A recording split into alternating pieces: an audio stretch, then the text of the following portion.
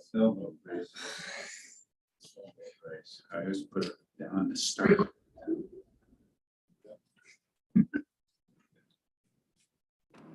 Call this county work session to order. It's Wednesday, June 1st, time is 1 p.m. I'll open it up for visitor comments. Go ahead, state your name for the record and keep it to 5 minutes or less, please. My name is Rich Mason, and as most of you are aware, I'm one of the members of the Responsible Voting Committee.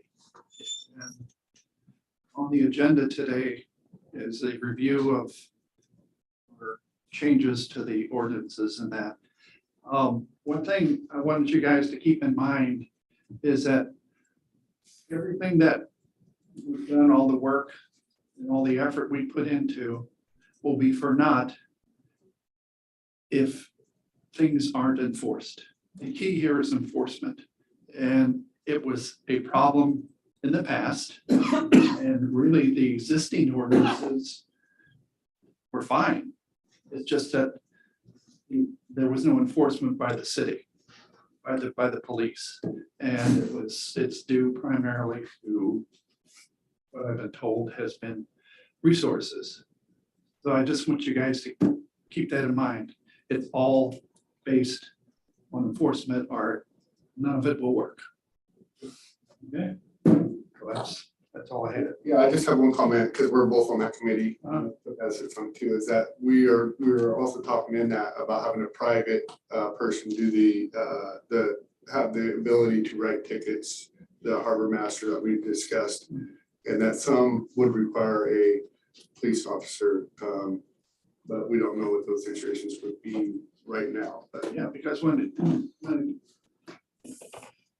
last person or the last thing is the police. and our prosecutor helped us out with drawing up these ordinances, Sam Erskine. So I had thought that there was talks in the works for a contract with the county, with the sheriff's department. there was a little bit of talk, but at first talking to them, they wanted a whole lot, which St. Helens could start a division for what they were asking for. So, We have a discussion today. Yeah, it's on the agenda. It's on on the how- agenda. That's all I got. Thank you, Richard. enforce it, so. Thanks, Rich. I was gonna say, I know. We did that ourselves. Yeah. Okay, is there any visitor comments online, Kathy? Nobody raised their hand. Okay, well, I do not see Dan Davis here, so I'm gonna, He's on here. oh, he is. Okay. Sorry, Dan. We're gonna go ahead and get any report from our library board. Dan Davis is here, and we'll go ahead and turn it over to Dan. Hi, Dan. Hello. Let's see. Do I need to share, Kathy, or are you doing that from your side? The slides? Also, our new library director is on there as well. Suzanne. Yes, indeed. Suzanne Bishop is here with us today. Well, let me dive in here. My name is Dan Davis. I'm the current library board chair, and I'm very pleased to be here today to represent the board and to provide this annual report for the council and the library patrons. As I mentioned, Suzanne Bishop is here, as well as, is Brenda here as well? Brenda, are you there? I'm here. Okay, wonderful. Brenda is one of our Top Gun library staff and has served as interim director after Margaret left. And we're pleased to have both of those wonderful. You see how I slipped that Top Gun thing in there? Yeah. I got it. All right. So let's go to slide 2, Kathy. Like many of our city services, our library and our library staff have faced several challenges over the last 2 years, year or so since our last report. For one thing, our greatly loved and appreciated Margaret Jeffries resigned effective January 31st, so we were left without a director. Fortunately, we also lost Gretchen Kolderup. She resigned effective March 8th of this year. And not only that, but we have 2 library positions that are expiring at the end of this month, June of this year. Well, fortunately, providentially, your library is on an upward trajectory. We have a new library director in Suzanne Bishop. She's on the line. And Suzanne has full approval and funding to fill our open youth services library role vacated by Gretchen. And not only that, but our Makerspace, I'm on slide 3 now, thank you. Our Makerspace is making headlines. For those of you who were able to attend with us, Congresswoman Suzanne Bonamici visited our Makerspace, and Alan led her through, along with 3 patrons who made good use of the Makerspace, led her through the uses and benefits and features of our Makerspace. It was a great experience, lots of pictures taken, and we made the press as well. So that's a very positive experience. After being, suffering through COVID. Slide 4, programs highlights. Some of our other programs, most of our other programs are restarting after COVID. If they have, and some of them were already in motion, they were just, tamped down a little bit, but we have things that are restarting that we just weren't able to have those programs because of COVID and the restrictions around groups of people and so on. So this includes the Arts Guild, our ukulele orchestra, all things genealogy. For example, we have a biennial conference that is facilitated by our own Brenda Kanaga, and of course our grand opening of the Makerspace itself was last year. And last but not least, our good friends of the library, Lynn Pettit, book sales last October and earlier in May of this year were successes. Slide 5, our other programs. The other programs of note, the Youth Library program itself, the Summer Reading Challenge, and the Bookmark Design Contest. These are all back in motion if they were stalled, and even if they weren't stalled, they're moving along quite well. We're really proud of these programs and the staff and patrons who lead these various programs. And on slide 6, outreach and collaboration.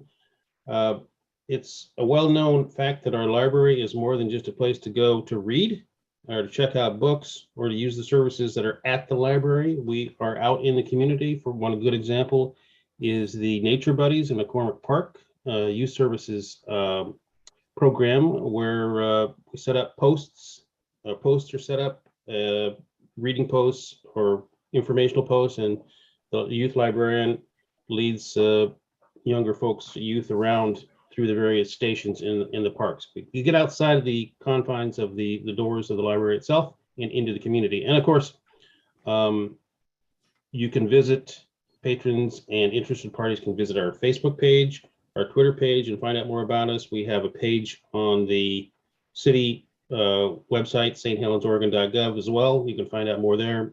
You can see who the library board members are, and if you want to put in an application to serve on the board, we do have one vacant position open now, and as I mentioned earlier, we have 2 opening up at the end of the month. Okay, so let me just put in a real plug for our one of our gyms, which is the Makerspace itself. If you haven't been there, please take some time to come and talk to Alan, to call ahead if you need to, and use the Makerspace. There's lots of different things you can do there, including our library of things as well. You can check out things and take them home. We've got everything from Wi-Fi hotspots you can take, and many other things. You'll see some of those things that are listed here on this slide. But Alan would be very pleased to show you how to use the tools in the library, many of which, frankly, are beyond the reach of people to own and use themselves. But you can come to our library, use those tools, and make something for yourself or for your family. Okay, so lastly, on behalf of the board, our library leadership and staff, as well as library patrons, I want to thank especially the budget committee and our city administrator for your support in funding our open youth library services role, service librarian role. This was a touch and go for a bit, but we're really pleased to be able to hand Suzanne Bishop the funding she needs to fill this important role for the library as well as for the community. And we look forward to Suzanne's service. And I believe she's starting on the 15th of this month. So I'm confident that the library remains on track to meet our mission. If you don't know what that mission is, let me just briefly state it or paraphrase it: to provide access to the best vocational, educational, and recreational information in the greater St. Helens area, and promote and encourage lifelong learning, self-development, and self-enhancement. So that's the body of my presentation. Are there any questions from the council or attendees?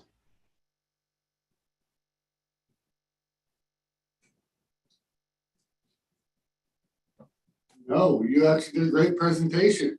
Okay, wonderful, great. Right, Thank- would it be appropriate, Mayor, for Suzanne to say a couple words right now as the incoming? Yeah. I was just gonna, yes, I was just Okay, gonna ask Suzanne if you'd like to say a few words. Of course, we'll probably invite her back on the 15th. I'm sure we will. Hold on 2 seconds. I was trying to get video. I don't think I've got that. Oh, it's Suzanne. Thank you so very much, Dan, for that wonderful presentation, and for your and the rest of the library board's warm welcome to me. I'll be there, as Dan said, on the 15th, and I am so excited to get there and get started. Can you see me? I think you can see me now. Yeah. Yes. And of course, a big thank you to the Budget Committee and to the City Council for funding the youth services position, which, as you know, and as Dan has said so eloquently, it's such an important position for our community and for the library and for all of our little patrons and the grown-ups as well. So very grateful. We're going to have a great start to our fiscal year, and I'm looking forward to getting to know the community and getting to know the staff at the library and the library board better, and just getting settled in. So thank you very much, Dan, for the opportunity to talk, Sure. and to the City Council for the opportunity to take on this wonderful challenge. I'm looking forward to meeting everyone in person. Great, welcome aboard. Thank you so much. Suzanne, I think maybe probably not next meeting, because you'll just be here at that point in time, but maybe our first week in, actually, we take that one off in July. So our third week in July, to introduce you to the public. Let you get settled in and familiar and get some interviews going, and maybe have a youth director by then. I don't know. We'll Oh, see. that would be awesome. Yeah, I'd look forward to it. Absolutely. Thank you. Welcome aboard. Thank you. So excited. Yes, we are I'll see too. y'all. I'll see y'all soon. Okay, Safe travels.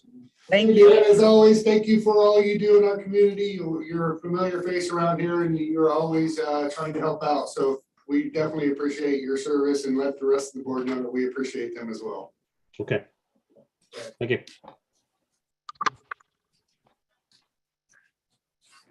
Next up on the agenda is the annual report from Planning Commission. Jacob.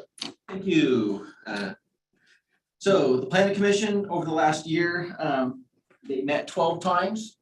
The previous year, they actually met 13 times. 2 of those meetings were regularly scheduled meetings that were canceled, but we had 2 joint meetings with the council to give us 12. Number of public hearings last year was 18, the previous year was 19, so pretty close on the number of public hearings. Administrative items reviewed, so any administrative item by staff, they at least get some communication on that. This year they had 35 of those go across their eyes. The previous year there was 50, so a little bit of a change there. In the planning commission agenda, those items have been grouped into 2 different categories, which never made sense. They probably made sense years ago. The planning commission decided to combine those minutia details. Discussion items, other miscellaneous things discussed by the planning commission. There was 15 of those last year, and the previous year there was 16. So not much of a change there. Most of those things are things that you've already talked about. For example, the riverfront development, the stormwater, water master plans, etc. So not a lot of new stuff in there. The one thing worth noting that I'll discuss here very shortly is the proactive dialogue that has occurred with the commission. But before that, architecture review, that's reviewing things down in the riverfront district. That's not an official historic resource. Last year we had 3 of them. This year we had 0. Small area, not necessarily, bad or good. It's just a matter of someone's doing something that would trigger that in this downtown area. So projects in progress. During the previous annual report, and the previous two really, we've kind of talked about the commission wanting to have a joint meeting, and the council's been open to that. But there was COVID and all that stuff, but we finally did. We've had two of them, actually. We kind of called that a project in process because it was a previous request that are starting to fulfill. We had some of the commissioners participate in the request for qualification selection committee for the Riverfront District. And then one of our commissioners continues to be involved with the Riverwalk Technical Advisory Group. So stuff in the future. Now, one of those categories is to be determined. And that's going to be depending on strategic plan items that we need the planning commission's help on, the council adopted strategic plan item, or this other track of being proactive. So it's to be determined. I'm sure we'll have more to talk about in that light next year. Currently, the commission is working on a set of basic rules to introduce proactive items to the commission. So for example, and I'm going to create something absurd so the press isn't excited, but let's say the planning commission says, we need all rocks to be painted pink. That's what the council needs to adopt. So if someone proposes that, you're like, oh, I said that like I'm actually concerned about that. If someone proposed that, we have a framework that can be introduced to the commission to see if it's something that they want to take on. So that would enable them to say, well, we don't quite agree with the pink rock proposal. Thank you, Commissioner X, for your attention on Yeah, that. they should be purple. Yeah. Well, you are a legislative body, so we would always want to check with you. Of course. So that's going on. That is anticipated to be adopted very soon. We'll see what kind of come out of that. So their role is gonna be kind of like you said, to vet and be proposed with these ideas and be more proactive in looking and researching before it even comes to us. Yeah. Mm-hmm. Which I think is a great idea. Yeah, they have to agree as a majority first. Yeah. They want to pursue that, and then, yeah, even before they come to us. Yeah. So I think if managed right, that could be very essential to the function of the city. On the agenda item, we have a proactive item. That'll be a fixed item on every month's agenda. So that'll be a new metric we'll talk about in the future.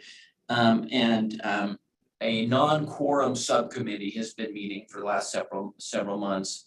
So that way a few of the commissioners can kind of discuss things as part of their initiation to be proactive. So finally, what can the council do to support the commission? The commission actually talked about this at two of their meetings, both in March and May. And of course, they look through the lens of the planning commission. That is their primary set of 4 eyes. But one of the things they recommend is an associate planner. How practical that is, I don't know, but that's one thing they recommend for the next fiscal year. They also request a budget for future projects to be determined. I'm not sure what that means yet, and we'll probably know more about that as the discussion unfolds in the next year. The commission desires more involvement on city-led projects, basically more inclusion. I think that's a message that we've heard and that we've really been trying to conquer better than before. In the insanity of what we've seen in the last several years, a lot of our focus has just been keeping up and just remembering about inclusion of the commission, just to make sure that they feel like they're involved. And then they are, not just that they feel like, but they really are involved in the variety of things that's happening with the city. So that is the report. Question, so in the agenda packet, there was a discussion regarding the denial letter for some structures that were built on the property over in Industrial Way. When are we planning on discussing that? I don't see it on the discussion topic list. Oh, Agenda yes, packet. yes. Was that was, well, that's just a FYI. Okay, I don't think it's a discussion item, and it's just a, a compliance problem. And usually, I introduce those in a memo. It doesn't necessarily require an action of the council. This is an item that you heard about some time ago, and there wasn't much movement on it. And, we had the file for a long time, longer than we would have normally held one. I got to the point where, you know what, why am I sticking my neck out and babysitting something because of an entity's inability to really follow through with something, which isn't really that complicated. So the next step is denial. There still isn't a remedy. They still haven't. that's what I was gonna ask. I was gonna ask what you foresee happening next with that. Well, the denial is an important tool, because any further development, we can tie with that denial and make sure any issue is resolved as part of that. And it's not major, unless DEQ has a problem building on top of the landfill. So it's something that can be easily remedied. The other important thing about the denial letter is sometimes when there is a proposed transaction, and I think you will have probably seen the licenses for sale, there is outreach by a lender or some other entity about, zoning and if there are any violations on site. And so just having that violation status by itself is a tool in addition to any proactive violation abatement that we may undertake. How long before those violations might, like how long do you usually give someone to like right this wrong or you're gonna be in violation? It always depends. If we had all the time in the world, we'd do everything immediately and be right on things. But this one, and the reason I'm characterizing it as a tool is, okay, we have the denial, and we'll kind of see what happens over the next several months. And then eventually when we just have to send them a letter and saying, all right, now fix it or cite you to court. But that's not the only remedy of abatement. Thank you. And that's why I think the planning commission and us working jointly together, because they're the only other quasi judicial who has some authority behind them to go ahead and put a stop order or code violations and denials of any further. Just like you say, they take it on the chin, just like the council does. Yes, they do. Yeah, sure. All right, appreciate that, Jacob. Okay, let's go on to our next item on the agenda, discussion regarding Central Waterfront resiliency. Rachel Berry. Well, hello, Mr. Mayor and Council. Hi. Yes, just wanted to brief you. We have been funded by FEMA under the Hazard Mitigation Grant Program to continue investigating the Central Waterfront site, particularly around the resiliency, how our facility is able to withstand hazards. So in this scope, there's going to be investigation of the containment berm. It's going to be a hazard analysis of the wastewater treatment plant and sampling the contents of the lagoon. And that's going to be about 18 months worth of work. Boring and sampling and geotechnical investigation. And you worked on with John Walsh on getting a grant to further this. Yes, absolutely. Yes, and make that clear. How much is that grant? Something. The FEMA award was $387,000. Okay, I see that. And then there are funds coming through Business Oregon for the next steps based on what we find, and that's close to $1 million. Does that cover everything? So far, so good. Yes, no, the scope we've outlined, been working with Mel Foster and experts to determine the scope and to right size it. There'll also be conversations with DEQ and our regional solutions team. Have there been any other agencies besides Mo Forster looking at that? Agencies in addition to our state partners. Do we get to see their input? Or is that pretty much, because one of the problems I see with Mo Forster is they've been so involved in it, they may become nearsighted and not see other problems. There are DEQ reviews at various points. Do we get the copies of them? This DEQ isn't what I call particularly fast in replying to anything. Is that a nice way of putting it? It's very kind. We can certainly keep the council updated on correspondence. Sure. And the work order one from MFA is on the agenda, tonight's agenda. It's not a target. Affectionately called. Different phases project. This is one. Something we've been trying to get funded for many years. Okay, I think that's it for the update. Absolutely.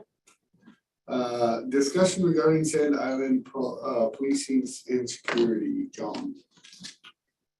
All right, Chief Greenway sends his regards and notes speaking points for me to deliver this message today. He's out of the office today, but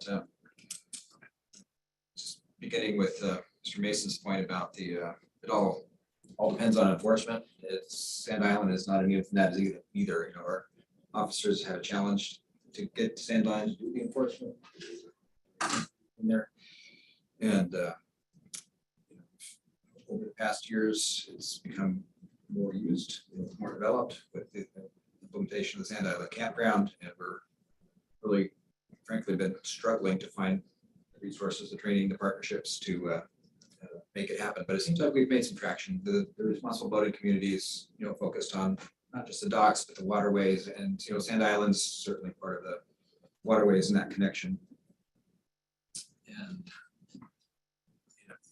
the enforcement approach that we're taking is kind of a civil and a criminal track, and the civil being having first of all Camp Host over there does some of the more eyes on it, and I think not really hard enforcement so much, but just presence. The harbor master, the contract person will be bringing before you to talk about services agreement. Well, they'll be able to issue tickets and citations and court. That will be one problem with that. And then, the actions rise to the level of criminal, then we'll just have to be able to go to the island and use these resources to get there. And discussions with the sheriff's office, Marine Patrol, and providing our officers the training and the necessary equipment as far as life jackets and things of that nature is something we need to do. The training track, Chief Greenway has asked Local King, who is our only certified water operator, to work, and they're working with the county water person as the Marine Patrol to develop a training program won't be this full 48 hours of training. It'll be like a 2 or 3 day kind of in-water safety thing that meets the minimum standard for getting people safely over the dock and back, or the port. And so, other than that, the things we're doing with our code, which we'll talk about next, expand that, like I said, expand that definition to not just the docks it's the waterways, leased areas of the waterways, it's the piling infrastructure that the sea leases, so people can't just tie on the docks or all the stuff that's tied on the pilings up in the channel right there. We'll be able to better address that with all of these tools in combination. But,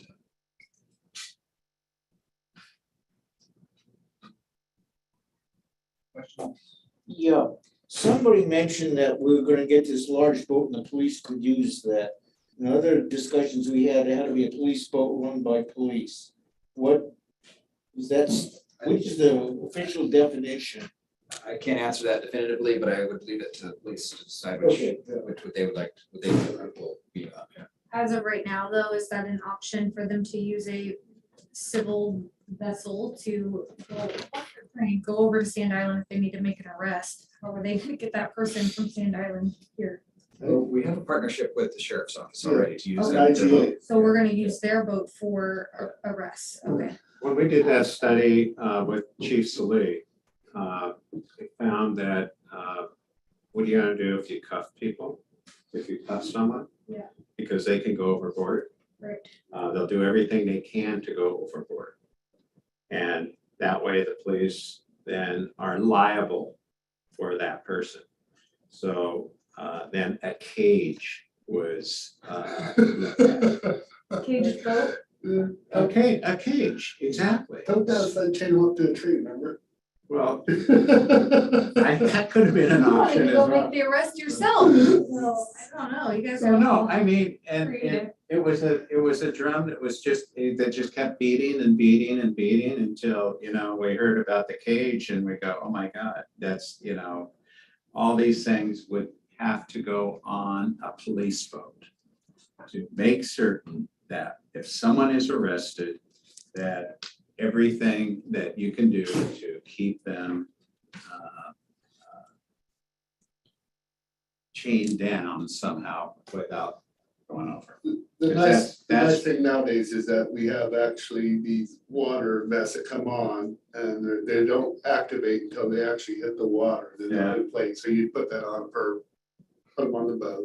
And if they happen to go overboard, they automatically inflate once they hit the water. Yeah. So, but they didn't have those back when Celine was. Oh, yeah, they did. But that wasn't thought, it wasn't Not thought. that technology, they didn't. Yeah. They didn't. So my next question is, when do we expect the trainings to begin? They're working on it right now. So, Cool. Awesome. Well, appreciate that. Yeah. I'm glad that we've made some headway with that, as it is a concern, is, Sand Island is busy. Give a shout out to the police officers for. Yeah, it's a popular, Sand Island's a popular spot. It's, people that visit deserve to feel safe and. John, a question about, we just arrested this person, he's been legally drug across the water and thrown in jail, but he came by boat, he left property on the island, how does that handle this? Do the police have a procedure for that? Our code addresses that. The code we're gonna talk about in a minute talks about derelict vessels or unauthorized use. Sounds like a good segue. You still admit. Yeah. Yes, it is. So, Right on it. Yep. And our next item, which is discussion of municipal codes regarding city docks and use regulations. Before we go there, I just want to back up, if I can, on what you said about a life jacket and the ones that self-inflate as well. But life jacket makes so much sense to me, so that if someone does go over and they're cuffed, they're gonna float, and you just let them float till they cool off. I mean, it's 45 degrees. Get over here. Degrees. I just think that that's a great scenario. It makes a lot better than a cage, yes. Without a doubt. And take Give them them a tin can so they can rattle it a little. And they shouldn't be going over there, unfortunately. Just don't take them out of the water, just drag them home and up on the beach. All right, so this was really gone through and vetted quite a bit what John's getting ready to discuss. I know with the responsible boating community and Sam Erskine and Dustin or Corporal King. Really worked together on looking at other areas and how their codes work.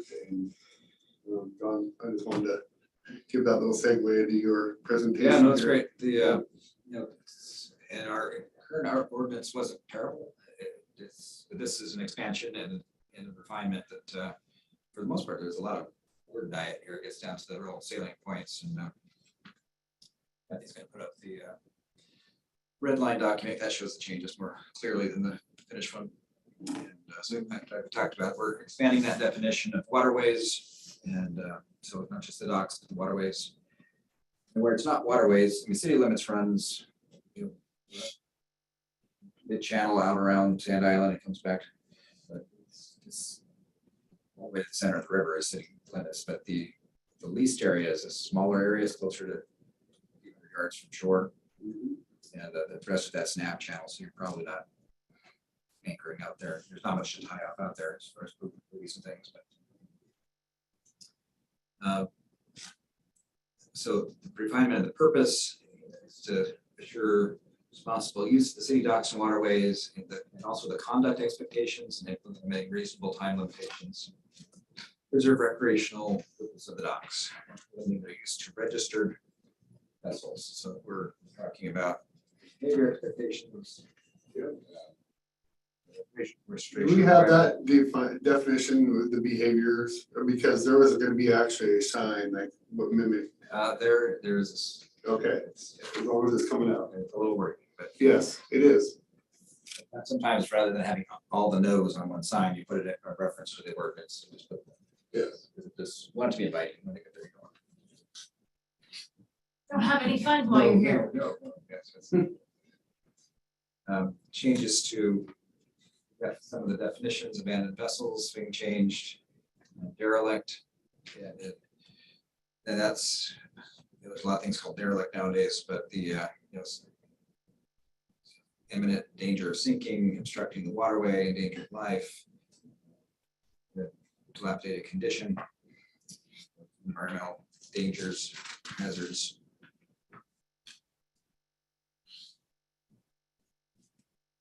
Going through this to try to pick off the pieces. I don't know if the council had any questions about this as I go through it, or just I'm gonna try to keep it appropriate level scale. So On the vessels, I was thinking not so much derelict, but would you call it abandoned, that we just arrested the guy who left? I mean, that was the question, the specific. He brought this boat up, he's got in a fight, we arrested him, what do we do with this boat? Or is that something we do? If it was a car, we'd have it impounded. Yes. Yeah. So if they bought a permit and they got arrested, once that permit was invalid, then we put a stamp on it per our code. And then in 9 days, we could move it and move it. Now over Sandown, he drove up on the beach, he was having his hot dog, he started hitting somebody, he got arrested, he got. Immediately stamped, and then 9 days later. Okay, it's as if he had tied up. Well, and follow-up question to that is that I wrote down is it says in this code, in the impoundment tow area, that it says that the vessel will be seized. So the city is gonna take the vessel and put it where? There are some contractual relationships we have with channel there with Fred's, I believe, is salvage company. It's in our packet of we have like a playbook. Is it not right? Rachel, do you remember the name of the people that do that? Yeah, it sounded like you were just pulling that out, John. Fred. Salvage, there's a marine salvage company that's located in the channel. Price sheet and everything else they charge and what they Yes. us. So they're And it is local, they are located in Scappoose, and so I wanna say Island Marine, but. I just foresee that there's gonna be a lot of people that are gonna be like, well, just take my boat, you know? Yeah, and I Good know luck. it's actually right there near Michael Curry, right before Michael Curry. They would pull it up, bring it up, and then haul it over there. I know exactly where it is. Correct. Well, it's basically the same thing as we have with tow companies in the car street. Yeah, they have a big huge yard that they actually will store them and can actually put them up on blocks. So we would contract with them, they would come out with their boat and actually tow the vessel. Yes. So and really charge- the city charge- doesn't have any it would- hands-on with that part. It would charge the owner, and then maybe the city might, if it became like, if we didn't have anything to do, the city could be liable for the there could be where cost of. the tow company wants to make sure they get paid and the city would Yes. have to front that. Yeah, They'd get exactly. reimbursed, but we're seeing with some of the code enforcement issues about motorhomes, boats and stuff that's just left on the side of the roads right there. The tow companies don't want it because they're not gonna get their money out of it, so they're asking somebody to pay. And once that starts in motion, if it happens where we have a couple boats that need to be disposed of, then we can reach out to the state marine board on those issues. I know that So they have it seems to funding be for that. costly right now to dispose of RVs and boats, which is why we're seeing them on the sides of roads and stuff. Yeah. So I'm just wondering if that, down the line, if that's gonna be an issue for us or not. Speaking of boats, I guess now that we're talking about, this is kind of sideways, but the one on Milton Way, we actually have removed, and hauled to the dump or wherever it can go. It doesn't have a motor in it. It's a fiberglass shell. Doesn't have any wheels No at all. wheels. It can need to be lifted with an excavator and hauled away. It's been there way too long. That had too many people. Does everybody agree? Yes. Can we get a head nod on that? Get a decision right now? We reached out Yes. to the tow company, that's $500 to make that go away. Well, make it go away. Yeah, We just got a head nod. it's unfortunate though, because I doubt that'll be the last time. Yeah, but that one's been there forever. Especially if people start seeing it, oh, it disappeared, the city must have done something with it, maybe I'll put my boat there. Place to put 'em. I know, like, ah. No, we'll put cameras up. And Chief Greenwood and I have talked about coming up with some sort of a fund just for that purpose, to keep the roads clear and not have that broken window syndrome where you have, these things start to accumulate and get worse. And just having some, at least an accounting of what it costs to do that. Kathy, make sure you remind John that he got a head nod on that boat. Get it going. John, let's talk about that boat for a minute. I'm gonna have somebody steal some of the hardware off of it. And then we're gonna do it. Obviously. So they already got whatever they wanted. Yeah, but the point is, there's some hardware that had some value and somebody stole it. Is the city liable for that? Because the boat is going theoretically to a storage yard for a while before it gets destroyed. Not in this case, because it's in our city right of way, so we have. Okay, that was the question. Actually, it's different in our right of way there versus marine and out there. Yeah. And it has been abandoned for months. We've had And posted and- multiple eyes on it. That one can just go away quick. Yeah, I know, but so we're not liable for the guy coming back and say, oh, you stole all the, okay, good. Well, I feel like that would be the same with a car, right? If you leave your car in an impound lot, then, you know, you're leaving it to possibly, you know, whatever happens to it, happens to it. It does happen occasionally too. You mean part it out? Or Or people stop steal missing. things from it, or, Yeah, stop missing out of it, yep. All right, sorry, John. It reminded me. That's, and I- that's actually a really excellent conversation to have, yeah, because it it's is. talking about the issue more globally is like, what are we gonna do with all these? It's happening everywhere. There's. Yeah, and it's Yeah. probably not gonna just go away. It's probably gonna happen again, you know?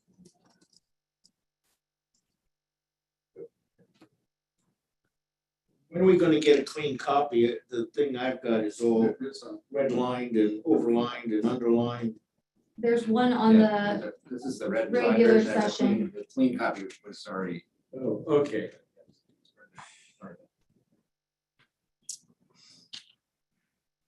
Probably not a lot of value talking about the strike throughs other than essence of that's all captured. The fees, moving over to 8.56, I guess. We did that last meeting with the fee schedule. It just sets up the process to have a fee by resolution, which we did last meeting. 6.0 is the conduct as far as Yeah, that's what we want.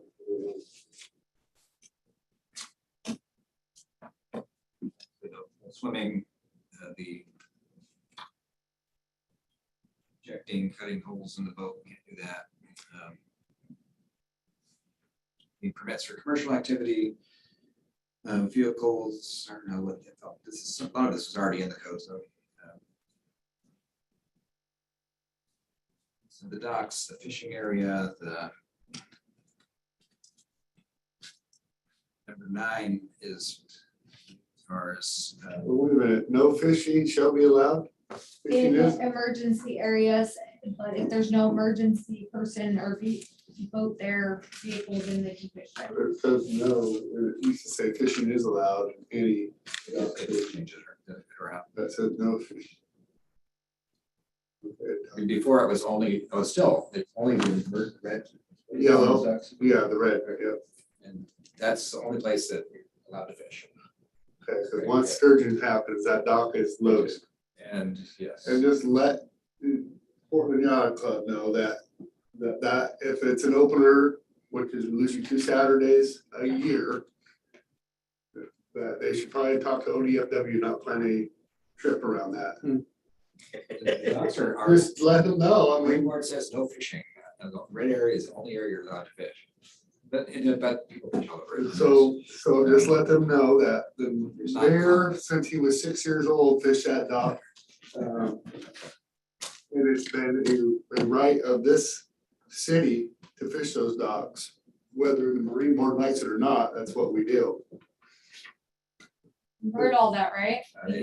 Well, It's- and I will definitely stand behind that, and I'll get a big, large troop to come down here and. Actually, Mayor, I know. That's true. actually, Mayor, you've got a better point than you just stated. We're talking about tourism and getting people here. If we have a good fishing season, could we eliminate having boats on the whole front of that dock? Yeah, and once we get the fishing dock, then I'm not opposed to it, but we don't have a fishing Well, dock. I agree, but still, there's no problem with having two docks if it brings people to town. Yeah, I would agree. Again, one of the arrows that we put in our quiver in the tourism business. Yeah, I agree. Good point. For the most part, people don't conflict with the voters. No, they don't, Yeah. but it has It's all happened over once. the- It has. They've got As a the matter of pump fact, I station. think it might have happened when that was going on over there. Is what was going on. As a matter of fact. And it's always a Saturday. And I hope it's not October 6th. That's right. The music was going and there was belligerent behavior last year, but that was just them fishing and doing their thing. And I just threw my hands up. I didn't know what to tell you. Too loud music. Yeah, I know. It was very, some of it was offensive. So on something like that, with these ordinances, we could actually enforce with the disruptive or disorderly conduct, right? Underneath that, what we've seen with Immerskin, I don't know if it goes dives in very far. Yeah, it's. Yeah, number 13, there's Number 13, disruptive activities. there we go. Conduct that obstructs, disrupts, interferes. Being There was something else on there too, Yeah. that further, because that was brought up. There was a time, you know. There is that time, yes, but there is also, There's weapons, a long description of things that are, spring loaded weapons. you know, alcohol, things Yeah. like that, yeah. Dirks and daggers. Ice pick. Ice pick. I'll bring an ice pick.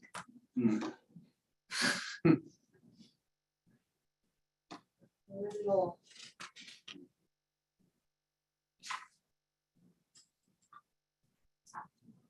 Well, I mean, really, what that leads me to is, you know, the question of enforcement. So just to summarize where we're at with that. I understand we need to get our officers trained to respond to the Sand Island, but does that also include the docks? Are we gonna wait until we have a harbor master plan in place? How long will that take? And where are we at with the kiosk? So the kiosk is fully functional. The signs still need to be put up. And the relationship with the harbor master, dock and harbor company. It's about the docks, but Yeah. whatever we're calling it. We're envisioning that as being a personal services agreement, which is pretty straightforward. We can have it maybe even by next meeting. can we make sure that when we go to do the harbor master, that we actually in that IGA outfit them with some type of vest and like not a badge, it doesn't have to be a police badge, but a badge of some sort, and a vest that says that who they are. If we need to call them for disruptive behavior, they throw on that vest, they come up, they say, this, it shows authority. For sure, yeah, their boats would have all the safety gear necessary. Yeah. We would require that. Yep, okay. But that's very close. I've had some verbal discussions with the St. Island Marina folks that were willing to do it pretty much at no cost, but And when would that start, you think? This summer.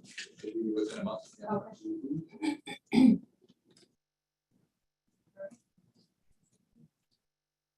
there anything else related to this? I think you captured it very well in the summary there. It's all about enforcement, and it's, I think we have better tools.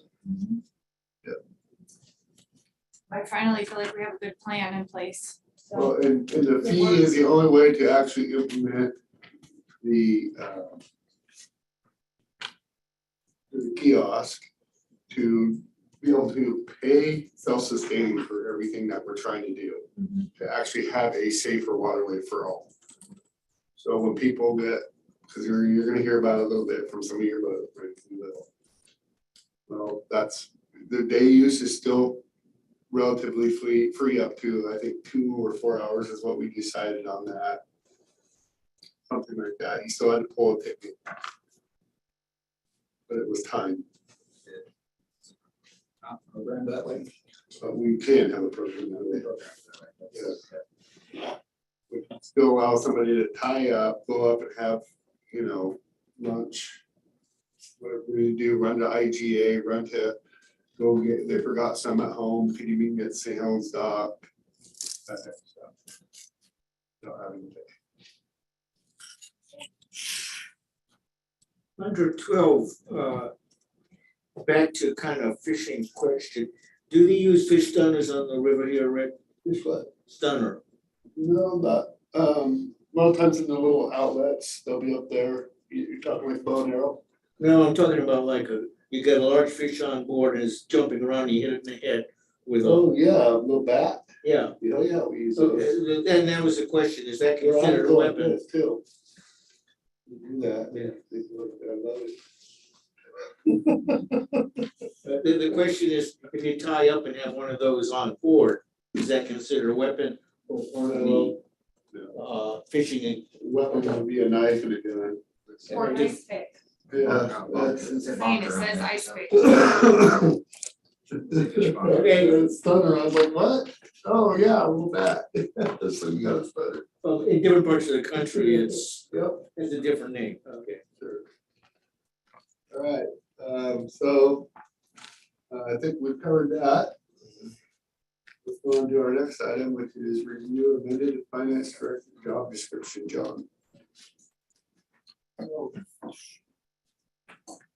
was some very minor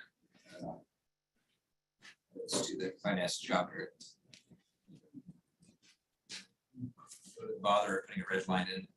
Go back and look at those. There was to add other duties is assigned, which is pretty general. It's to say special projects signed by the city administrator. Then also talked about IT services, and when we moved away from our change the language to IT. I think out of the education component, there was, sorry, I'm not going over here. Desired requirement for a CPA, which is not too typical in that.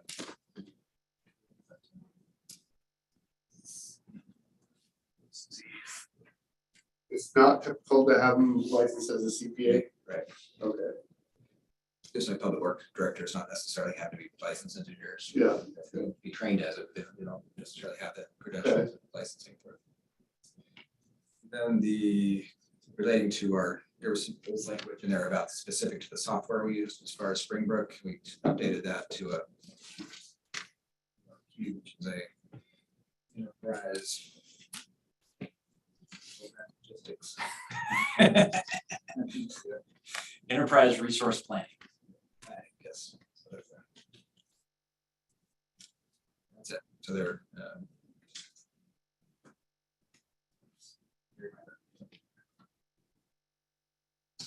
Okay. so on tonight's agenda, it's just more procedural thing we do with it.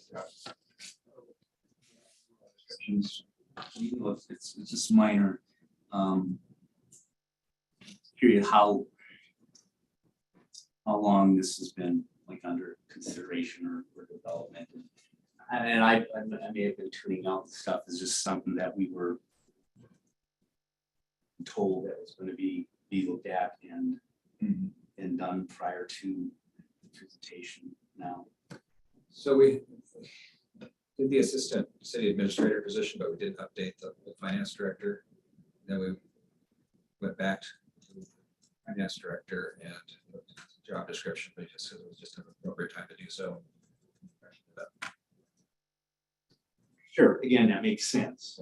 I guess it just, and I just would like, and I know I talked with John about this individually a little bit, and I was gonna bring it up some other times. It's not a major thing, but I just sometimes, I do have some discomfort sometimes when the agenda comes out on Friday, and we really only have 5 days to look at it. And we have the time to discuss it at the work session. And then we're expected to vote on it at night. I would just like us to consider somehow just the timing of this, again, just as a matter of being able to have more time to look at it. If, for instance, if the proposed job description is available at an earlier date, or these other types of things, so not just related to this, other types of things being made available to council members even before it is in the council packet. Just again, to have some more time to look at and to deliberate in a more leisurely manner. Glad you brought that up, Patrick, because we chatted about this, and I don't know how long ago, that if time gets first, it's that way to expedite certain kinds of issues, which really needs to be expedited. But in this case, if a council member needs more time, need to bring that up in the evening time, and we can extend it another 2 weeks very easily. Sure. And I'm not saying that I'm going to ask that in this case. Yeah, in this case, and I understand I could bring that up. I would. And I'm looking at it, I got the explanation now that it is just some minor stuff. But I do think, again, if there's any way possible, or we could work towards that, to having it come up, as the document is ready, or even if it's just a draft form, there's a little bit more heads up to wrap my head. And I would say it is, and not without going into any details this particular week, I was checking stuff, but I was out of state for some personal issues. Not being, so I don't know when it came out. I'm just saying perhaps we could look at it for not only this, but some other things as they come, have us see it a little bit more time to look at some things, especially if it's more extensive. So And again, like Doug said, it's kind of a timely issue. And then if we are uncomfortable, which we have done plenty of times as council, and even all of us have been like, well, wait a minute, that was too fast for all of us, that we do kick it and review it further. So there are always that checks and balances part of it. well, no, and I know I think I'm still maybe a little sore from one of my earlier meetings, and it wasn't one of my first meetings, and it was not, and it was not anyone here on the council, but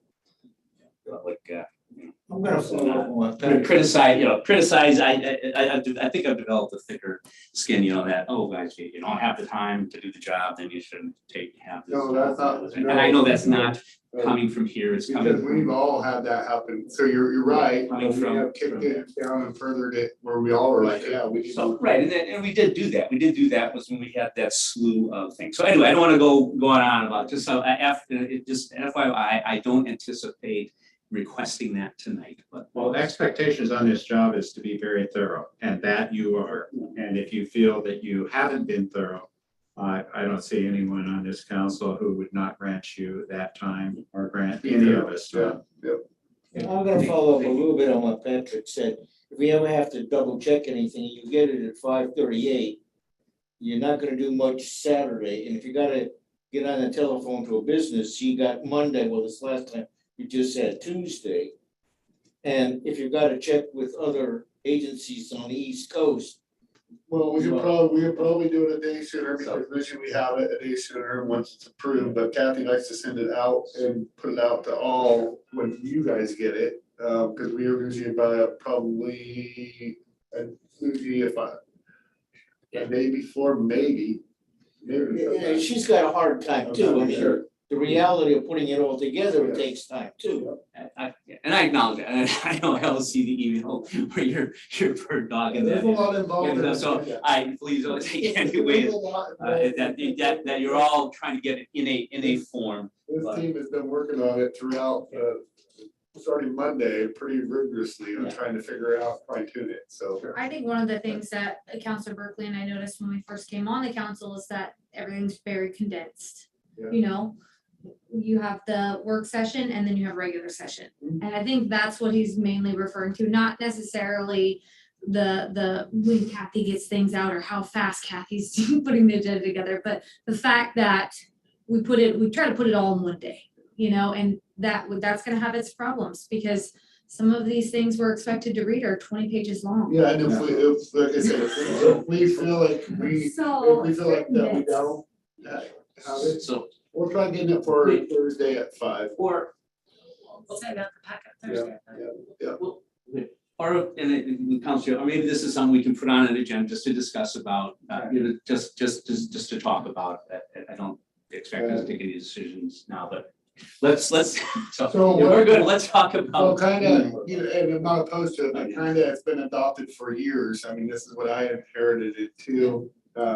In the way it actually has been going for a lot of years, but I'm not opposed to maybe shooting for Thursday at 5.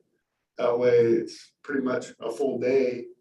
You get a Thursday night, you get a quick glance, if there's something you need to look at, you have Friday, Saturday, Sunday, Monday, Tuesday, and even Wednesday morning, if you need to look at it. Yeah, you got Well, it. I heard- The week. If I heard Topaz right, you're asking for some kind of time zone amendment, right? Yeah. I mean, you go back to East Coast and back. Well, you know, the reality is if I have to get some from a government office, say in Washington DC on Monday, forget Monday. I got one day and at Tuesday, I expect them to answer. And we do have that time, we've drove 3 hours away just by our location. So some of the things that we have to double check, we've got some other problems with. Yes. But yeah, that time zone's a The reason and a half. The reason that it's 5 days is because that's what ordinances, you're supposed to have that in 5 days prior to the ordinance, so that's Right. like the minimum amount of time.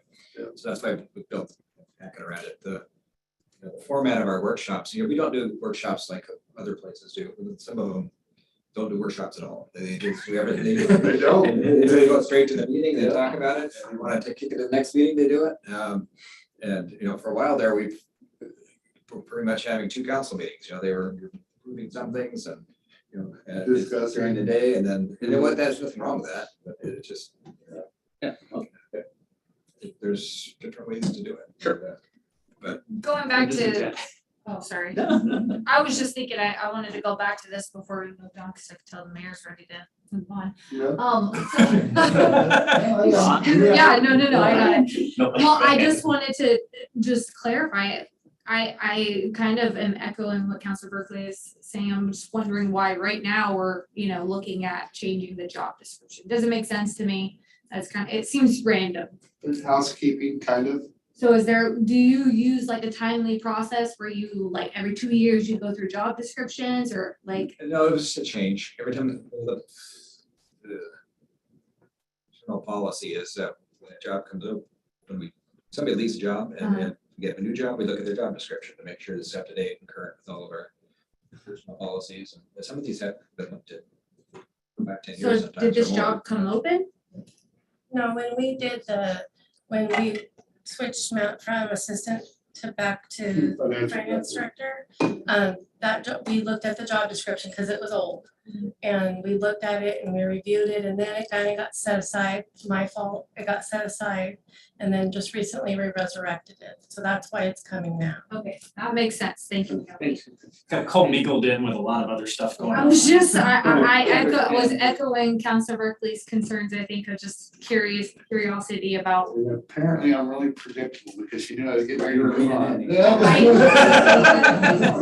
So I can read things. Okay, thank you, Councilor Kilman. That was it. No, that's good. Okay, thank you.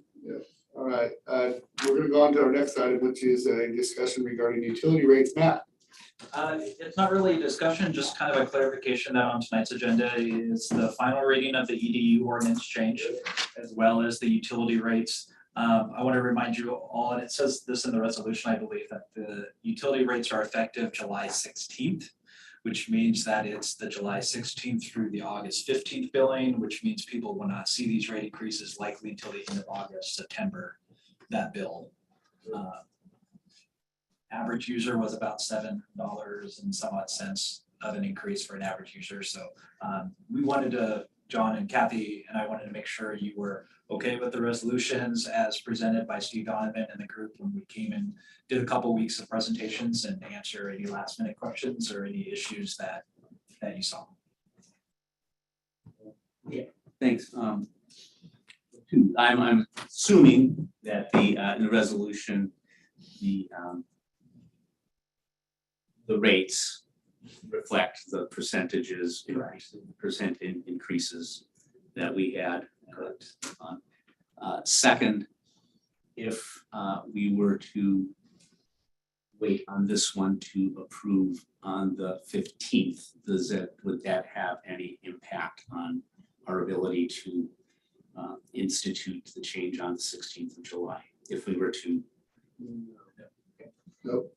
No, because we made the resolutions effective, the rates effective July 16th. That's the reason for that. Again, I am very believe that we need to make the adjustments. Absolutely. We need to do that. I think we have done a stellar job, Matt, working with Mr. Donovan in presenting a case to the council and the planning commission and the like. I don't know that in terms of still I know whenever we make the decision, I think there's going to be a lot of pushback and shock value from ratepayers. Maybe. I'm pretty sure they will. And that's, again, that is not what is motivating me. I just want to make sure that we, if it does not have will not affect it, that the more time we are able to let the communication or the information disseminate through the community for people to know and be prepared for it, that we can absolutely say that we have done everything we can do to inform people. We believe this is an important and essential and necessary thing, but that we have given ample time. Sure. We've done a good job, so that's just. I would just challenge him to, I mean, none of us had a master plan to go by. Prior to 6 months ago, 9 months ago, I think was our first one that came in. But actually a little bit longer. But now that we've had all our master plans and we see the problem areas, and last updated in 1989, and 4th Street was a target then, and there was nothing done. We're just being proactive, and we have to. I mean, I hear what you're saying, but what are we going to do when the infrastructure is not there? DEQ will find the crap out of us if we do not fix these things. It is so, I mean, I guess where I'm at, just on that issue though, is when we start talking to people, this is a necessity, and it's nothing that we are the city is not money hungry. This is actually going for infrastructure. There's no getting around it. And that's why I want the joint meeting with the, and this is a little bit separate, these rate increases and what we were talking about as far as the progression in 5 years to try to meet those projects. I was just gonna mention too that I believe it was July 13th or 27th, I sent out a meeting invite That's right. for the city council and budget committee to meet. Steve Donovan will be there. And that will be an opportunity for you to take a deeper dive into the master plans and what projects and Garrett's budget committee members' comments about we're still not doing enough. So this is that opportunity and public opportunity to attend those meetings and be part of those discussions if they. Yeah, I think that choose to attend. Well, yeah, and again, I just wanted to be clear, I don't see any way that I would, we're not, that I am totally, absolutely in favor of that. And I guess maybe part of this is kind of maybe attuned a little bit to what I had said in the earlier one, that with the resolution coming out publicly with the packet, where we actually see the exact figures, the impact on a monthly statement, that a number of our residents might haven't seen that in the interim, or maybe thinking they haven't had that opportunity, and that's to provide that opportunity for them to see it, to digest it. I have no, yes, I think we need to do it. I intend to move ahead. I just want, my concern is just, again, in terms of maximum ability for the public to give them the opportunity. If they choose, maybe no one will. But again, I think again, we would be able to say, listen. Well, if I advertise anything, good, bad, or indifferent enough, it's gonna get attendance. Good, bad, or indifferent, if I advertise anything, it's gonna get attendance. So, you know, and in the world of transparency, we are gonna sit down with the budget committee members and talk about. But after we have passed a resolution to increase. And which I intend. You can always look at it the other way. For the last 5 years, we've given you a great deal. You should have used this extra money that we let you have by not increasing the rates previous for doing something. We just dumped it. Otherwise, we could have been 2%ing you every year or whatever. That was money that you got that we didn't take from you. Yeah, we did freeze it for 2 years. Or we didn't increase. We did them a favor. I agree that asking for any more, they're gonna yell at you, but we did give them a big favor. Well, I have a clarifying question. So, Steve Donovan actually came to us twice. Yes. So which one are we voting on tonight? You're voting on The stormwater and stuff that the Mohammed. water, sewer, and stormwater. It's all packaged together as utility rates. So it's one resolution with all of those changes, as well as what is also in the resolution as one of the exhibits is McNulty customers. So we have about 8 or 9 customers that have McNulty water, but they have city sewer. So we try to update those on a regular basis when we do rate increases. So those are updated as well. The other exhibit that is on there is the administrative rules. And if you'll remember, I think last time I did my financial report, we talked about updating the administrative rules. And actually, somewhat recently, we had a customer come in that had to get an approval for a leak request or something that was over John and I's authority. And so we've updated those admin rules to make those changes as we discussed, so that we don't have to bog down the city council when John can just approve. Okay, So these are not this was actually the rate increases, Patrick. These are not the rate increases to the water bill. These are the rate increases to the construction aspect of all the things that we did. No, these are utility rate increases. So the second time, the first time that And SDC. It's both.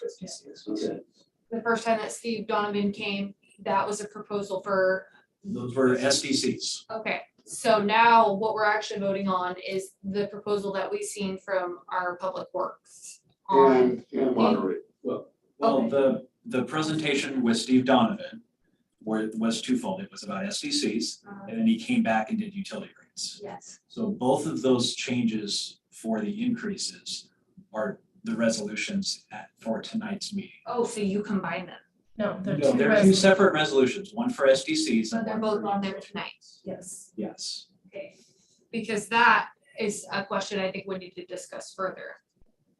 Because I don't feel like we've come to a conclusion about the SDCs, and that's my understanding, unless we did. I understand, I personally feel like it's pretty cut and dry, that things that we aren't charging for that we should be, things like that were proposed to us, that has to happen. But the SDCs, I think, is a little bit more questionable. from my Yeah. perspective. So. I think also what you're talking about is the universal fee schedule, and that's what Mohammed Yes. and Sharon. That's what she's not opposed to, but And she's that's a opposed to. third thing. I'm not I mean, opposed, I just would, I it would is a like third to thing. talk about it more We can deliberate on that when it comes up, right tonight. after the second. Okay, so I need to make sure that You say whatever. I know there is, and I just wanna make sure I have it clear, Are you talking about the fees that they want to change from what we had just adopted? Yes, Yeah, Yeah, that hasn't come back. so that is not what we're voting on Not today. yet. Okay, no. so the one would be looking at tonight is the SDCs. SDCs, From Donovan, from. Yes. Okay. yes. Alright. SDCs and utility rates are on for tonight.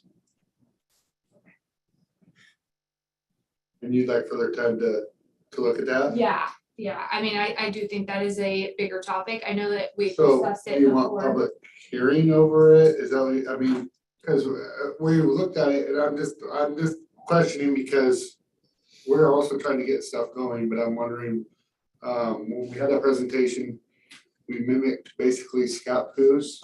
The increases we showed improved where we were lacking in those SDCs. And then he showed us where we would be at, right at Scout Poos, and Scout Poos was actually gonna go up 3% more or 2% rate increase, so we'd actually be probably still a little less than Scout Poos on the SDC portion of that. And again, I have not even paid for my SDCs on my building lot.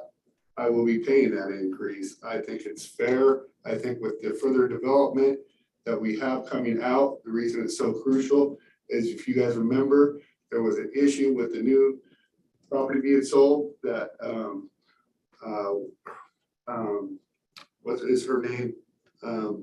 That showed up here, and they actually gave us testimony about her development and the sewer size and Sharon.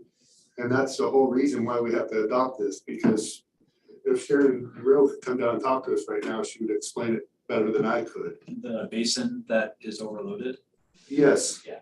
And how if we, in that development and paying for the infrastructure is what it is, it's paying for the, that's what SDC's, the development charges. Right now, we are bottlenecked at Sykes Road and that development that's being proposed. That's probably about a $6 million project, I think is what she said. And we need to collect that 5,000 from those, probably 40 or 50 units extra. And only a portion of that 5,000 can go towards sewer.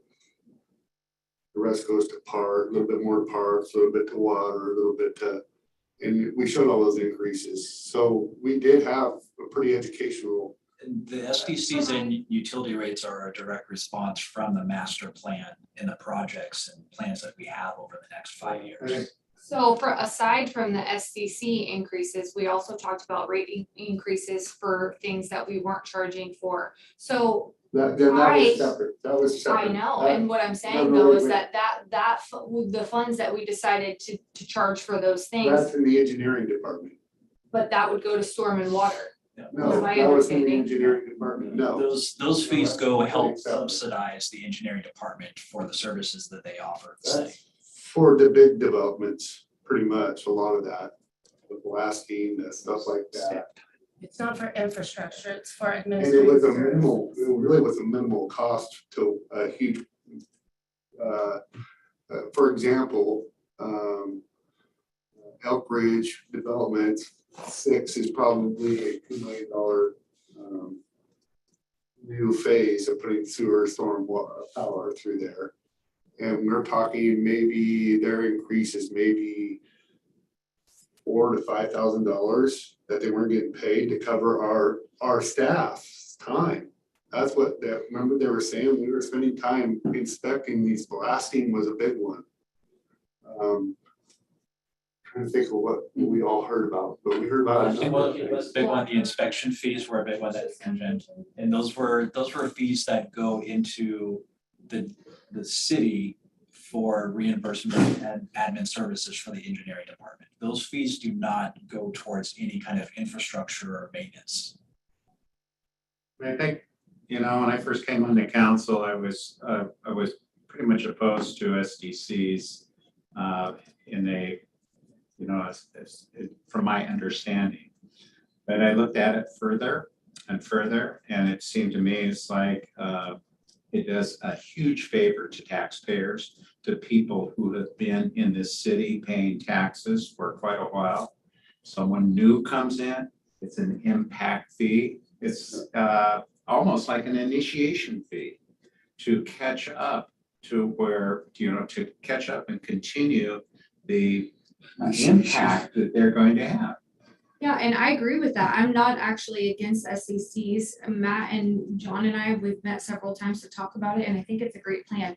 The concern that I'm having is that we're doing a whole bunch of things at once with increases in fees and rates and possibly a police station, and so that's I know, but it's concerning, right? Because that's a lot of money we're gonna be, hey, hope you guys. Councilor Chilton, I'm just saying, that's what I'm concerned with, not from the SCC itself. we have to. I mean, people need water and reliable sewer that is not bubbling up in a major storm event.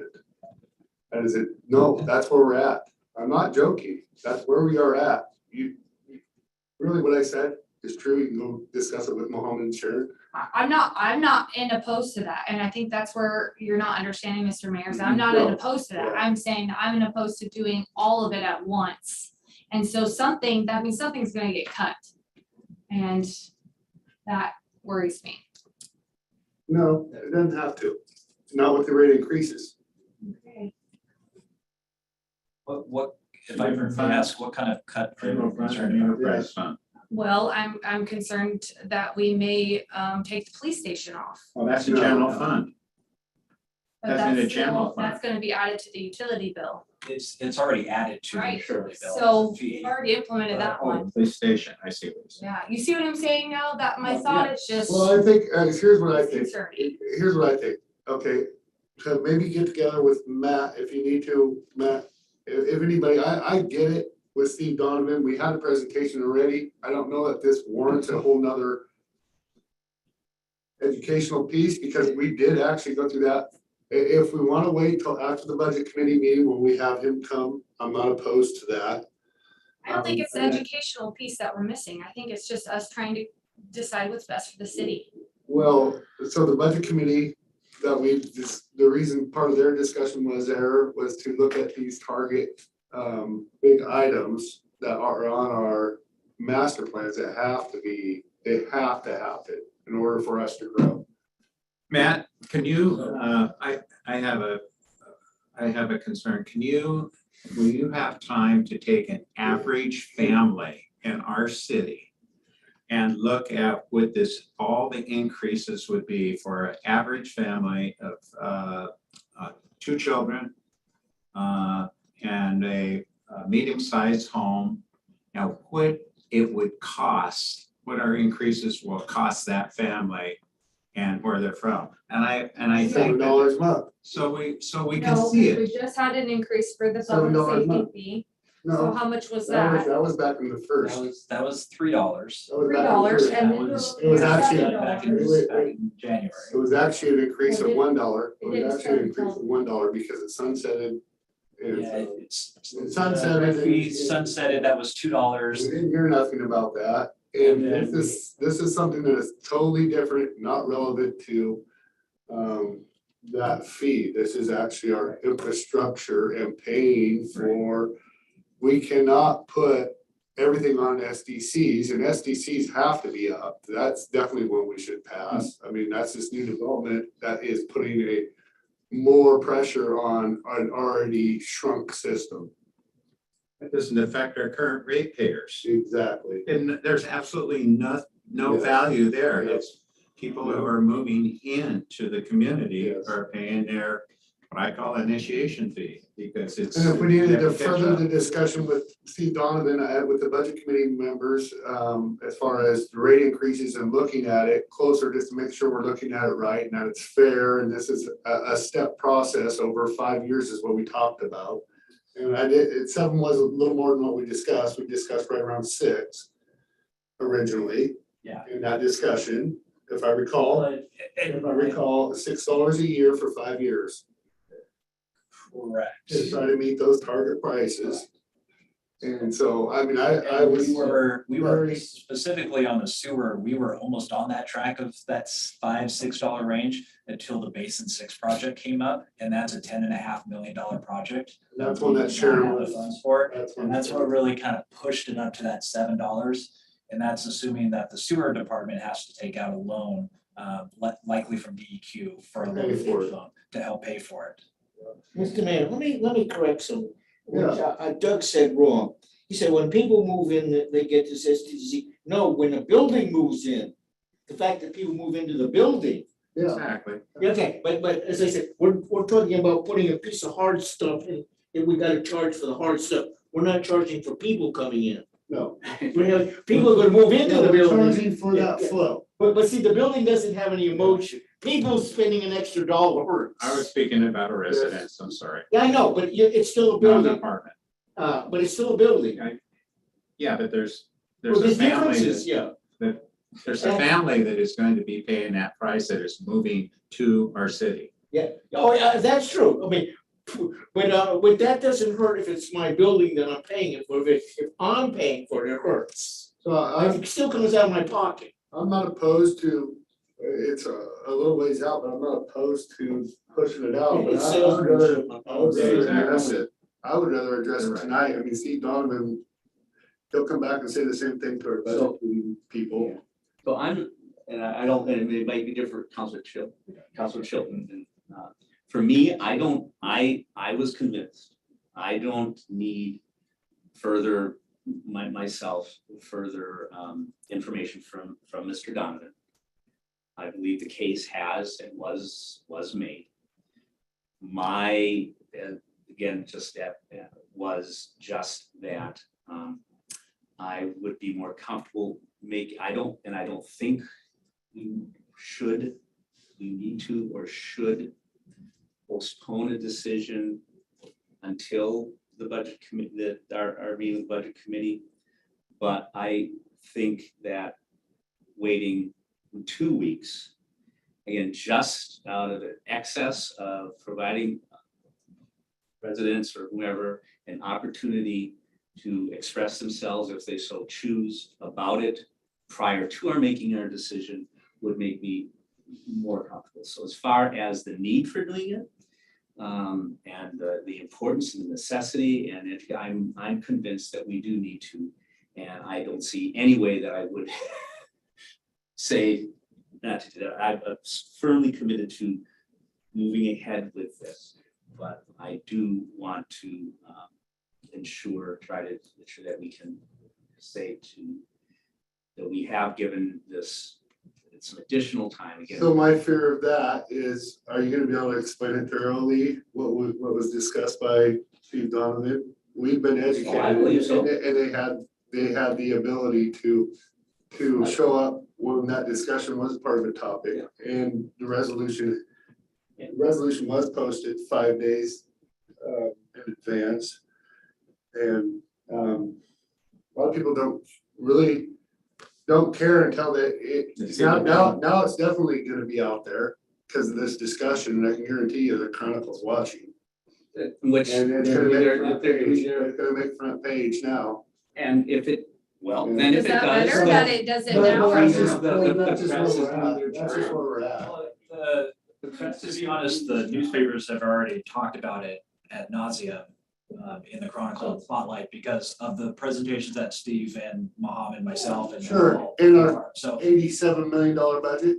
yeah, yes. What is different about this is that I think in some ways it was theoretical, not for us, theoretical, but for people as they're listening. And now it is concrete. They see what it is when. So I don't know what, so anyway, so I would be asking for the 2 weeks if I can't see if it goes up for a vote tonight. I don't see that I would vote against it because I do believe it needs to be done, but I would like to be put in that position. If we can postpone it. Well, so, again, I would just stress, we sit here as a governing body and we have professionals come in. And that was posted on Friday. And that the public, the people who try to educate them about the government have had notice to see it. We have discussed this in length, and the paper has grabbed a hold of it and ran out with it. Government's already slow, and we're wanting to slow it down even more when we have an aging infrastructure and again, so we have waste and I know we have checks and balances, and frustrated that we have had a half-hour discussion on this, and now that we're going to kick it down to another meeting, which I'm saying, can I finish talking? Which with the discussion at length that we've had and the passion about how we do processes, because the argument isn't the failing infrastructure, which it exactly is. That's exactly what it is. That's the issue. Why are we balking at a decision that we know as councilors and mayors is an issue in our city? But we're gonna balk and we're gonna go ahead and make this a big thing for this next meeting, and I'm not opposed to it. And I'm thick-skinned and I can handle it. But we have been educated from our city staff, from an outside consultant, from outside consultants on master plans. And that is really my department. And I wish that if it be a mayor that we would have furthered this discussion other than right here. And maybe if you needed more time or more education on it or a different route. I also invited the budget committee meeting to try to help us along with this rate increase. So if it needs to be adjusted further, less, because we went $7 for the next year, we'll take their recommendation, which is in a month. I've tried to do everything properly and we're trying to get the city moving forward. And so, yeah, thank you, Mayor. And I understand, that's why I wanted to make clear with Mr. Brown, with Matt, that a delay of 2 weeks is not going to delay it beyond if we were to do it tonight. That the 2 weeks is not going to put things further off. We can implement it according to the plan. It does delay what we have going on because we've already spent a half hour on it and now it's gonna turn into something. I can guarantee you that. And I'm not opposed to it. It sounds like that the mayor is hoping that we'll take direction. So why don't we just keep it on and we'll vote on it at the direction. Proactive, proactive. Exactly. We have it in front of us. We know, we have educated ourselves. We have had every opportunity to have public here. We have, if there was lack of education around it, then I can understand, but we have educated ourselves about it. That's what I'm trying to say. We know what the right thing to do is. You get the opportunity to say it again tonight. Yeah. Without a doubt. Try to help here. Well, it's not about helping, it's just. No, it's about perspective, and Councilor Chilton's bringing up a really good point, and internally, what we, in talking with Steve Donovan, in advance of what you're saying, we talk about rate tolerance, you know, we're raising rates and it's, you know, how much money can, the city needs a lot of money to get caught up. How much can we, how close can we get before that tolerance tipping point is where it's gonna get rejected? And we looked at some of the numbers like, hey, no, you know, we're not going there, it's too much.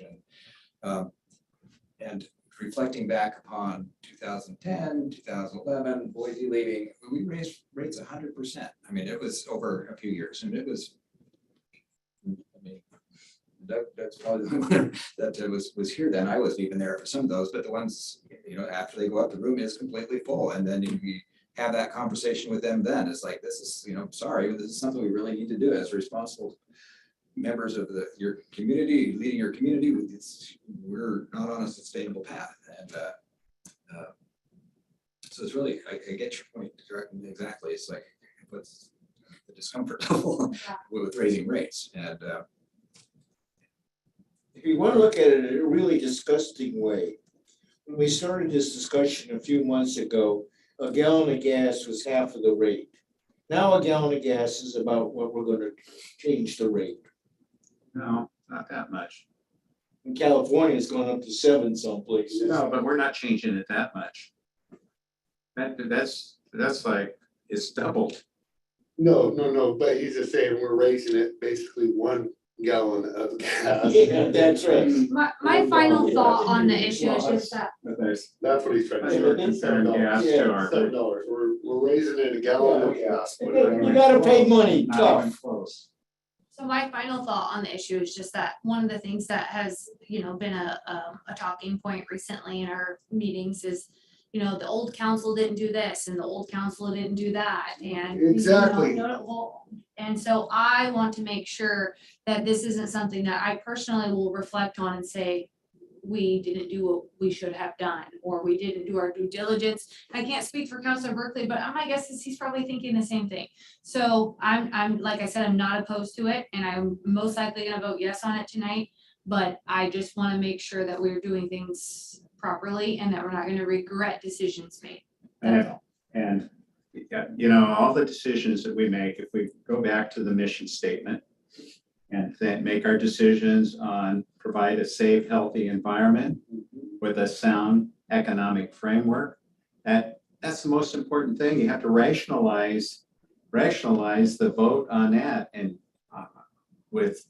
I know that from the old council that we had a lot of pushback when we heard about the I&I. What's the I&I? It's going to bankrupt the city.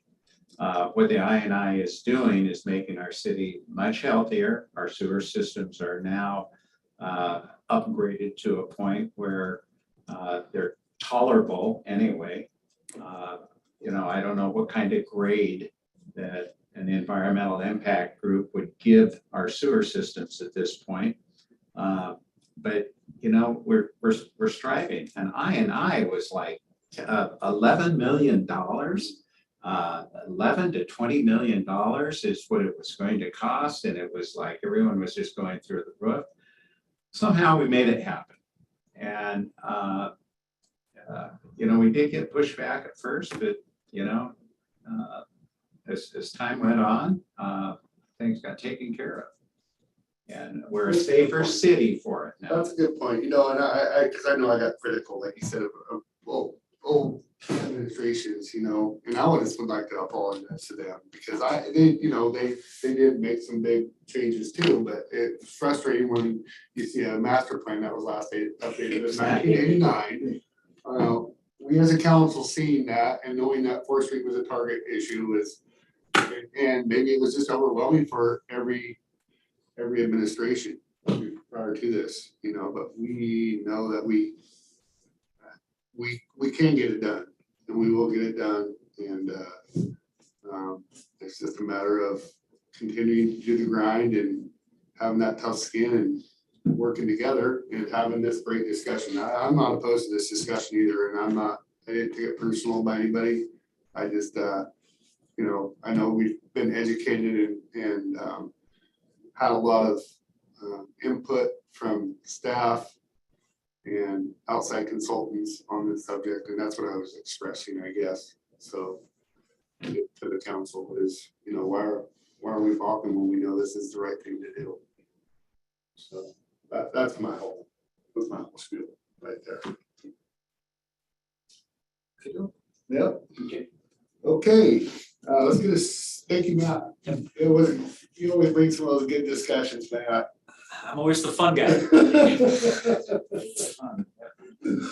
All right, now, our last item on the agenda is report from city administrator. All right, well, yeah, rates are always difficult to talk about. They're super important to the health of our utilities and long-term sustainability of our community.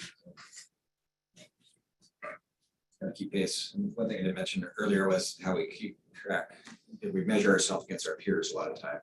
And staff uses rates, but it's important. See how we fit as far as if we're state average. And really it's about that, but it's not about that. It's about we need to be for us. And it's of interest. Anyway, I'll start with just to follow up on the recruitment for the master developer process there. We reached out to Kim and he is on the master plan services agreement, or not agreement, but to enter into a development partner for the site, for the Waterfront site. So I wanted to, there's a couple of reflection points why maybe we talked about them now or as a group with the committee perhaps, but my personal reflections are that all of the site was perhaps too much. As you're asking for one developer to develop the entire site might have been just too much to think about or too much discomfort. To let it know how it might turn out, even though the city is the owner and we would have a lot of control along the way. How we began was with a developer that wanted to do a hotel and he wanted to do a mixed use building. He wanted just a portion of the site that was pretty well regarded. Everybody thought that was a great idea. And that just leave the rest of the development to others and to happen in time as whatever comes along afterwards, we take a look at and work with. And, the timing of this master developer was with the utilities to make sure that there was the most efficiencies we could create with this service. But it looks like that's probably not going to happen. And so my thought is that we should kind of go move back a little bit, reflect about where we were, and then try to recruit somebody to come in and build a hotel in the first phase, get that anchor tenant, get a mixed use building, and that comes in as kind of a creates initial rollout of the project. And thoughts by others. I want to go about looking at that, but I mean, our framework plan, if there's the piece about the framework plan that was never addressed and seemed to be a big deal with the selection committee is this notion of ownership and versus having a rental properties, income properties, I think seem to kind of derail the project. Developers' interest. Well, both developers that would express objection to that. I totally agree with what you're saying because the one increment in all of this is time and how long it's going to take, in a sense, to finish our vision of that area. That's going to take quite a while. However, to expedite that, if you parcel it out and get someone into making a hotel or some apartment complexes along with commercial retail areas in possibly 5 or 6 acres or 4 acres, and that could be negotiable. That makes sense to me because just like Fred Meyer started in his little 1,500 square foot retail, get people in the door. Once you get people in the door, the activity starts and it keeps going. Okay, that's a very poor analogy, I think, in many senses, but you get a developer in. We think about this, making a hotel, oh my heavens, then if the next 5 acres or the next 6 acres can achieve this goal that we set forth and achieve this goal. It gives the council time to take a look at what's needed as time goes on, rather than putting it all on one developer and saying, which it had happened, and saying, okay, do it, and then they walk. Then the whole thing kind of collapses. So I kind of like the whole idea of it's a lot, that's a huge area for a developer to come into and see everything all the way through as they first come. So I agree with piecemealing it into certain lots, certain acreage for developers as needed as we go forth. Going to take time. And even if a big developer came in with a heck of a lot of money, it's going to take time for that developer. So I see it as like work parties working separately, but the time increment, I think, will work for us in the end as well. Well, it's given us more flexibility. So I agree with that. And that's kind of my take. I know when we did, anyone who does a commercial development, you have to have so much wealth to get everything going at one time, and to parcel things out makes a lot of sense. I know that from the design of our housing development that I worked on, residential development, is that things changed drastically from the first part when we started the project from the first house to the last house. And it changed for the good. It changed because of flexibilities of things, issues would come up. And we see a lot of change from the outside now, just with the economy. There's going to be a lot of that kind of thing happening. So I don't know, I think it gives us more time to adjust if we pull back and look at what we really want in the first 5 or 6 acres or whatever, and put that out for requests for proposals and build on it.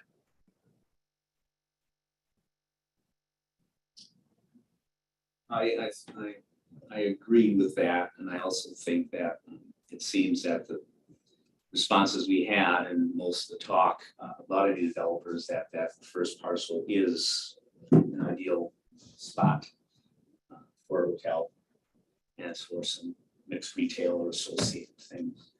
So I think that scaling back the proposal for a phased approach, and maybe really making sure we come to agreement. But anyway, what I've heard, except for folks who don't want to develop, they just want a nice big grassy field, which it's not practical for developing it, the incremental approach. And I think that if we were to have a nice hotel and associated things as an anchor, could be a spur to the rest of the development. So if we go back, it would be a more incremental approach. Yeah, I look at that as a new economy for our city. Well, my question would be this: with all the work that the city has already done, planning, working with OTAC, working with Mayor Reed on the landscape architect boardwalk, OTAC with the strand and the first and the connections in between, and the road alignment, which pretty much everybody has agreed with, the road alignment being against the bluff. We have enough money to go ahead and do the infrastructure and get it in place with lift station and all that down there. We have it. Developments are expensive, but we have what's our first phase of Mayor Reed's. What was the price tag on that, John? We're gonna know pretty soon here with that, about the bid, but. What was it? It was already kind of, for Mayor Reed, they actually were a projection. First phase of Riverwalk? Yes. About close to 2 million. Okay, so 2 million.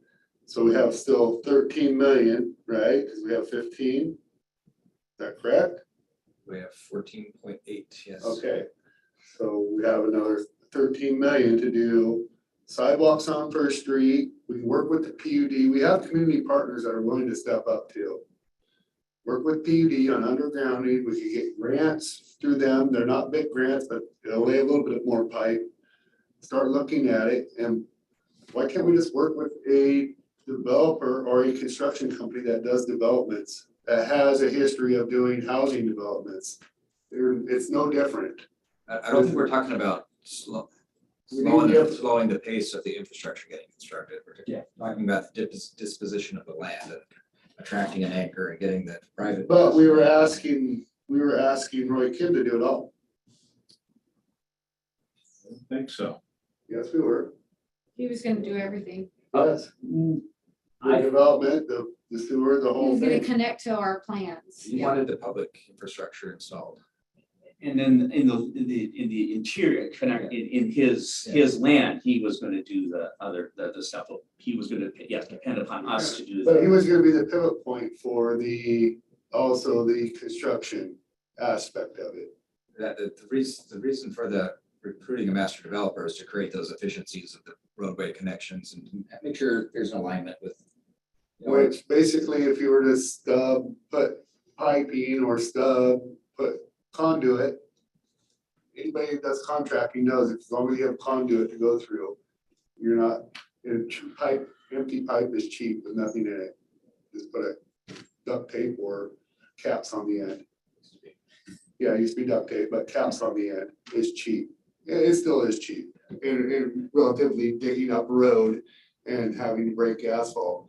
So if we put in conduit, if we think about it very carefully, to run water and sewer, kind of general know where these parcelizations are, but put another piece somewhere, stub out, it's not hard to do.